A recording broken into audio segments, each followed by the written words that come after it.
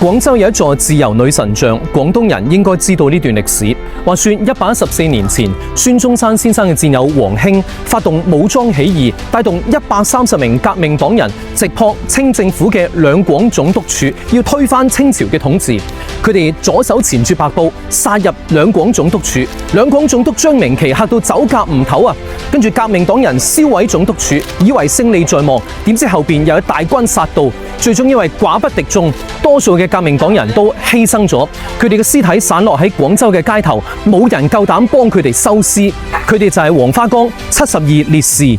平民報嘅記者潘達薇先生啊，冒死收斂咗72具烈士嘅遺骸，安葬喺呢個位置，當時叫做紅花崗，唔係黃花崗喎，因為佢覺得呢烈士嘅高潔嘅品質好似黃菊不為秋霜一樣，所以將紅字改成黃，就叫黃花崗啦。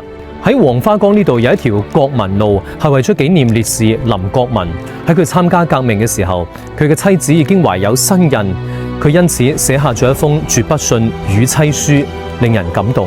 72名烈士嚟自五湖四海，最後生只有18歲，平均年齡29歲。佢哋有醫生、老師、工人、記者，各行各業，喺大好年紀為國捐軀。所以中山先生就手書浩氣長存4個字。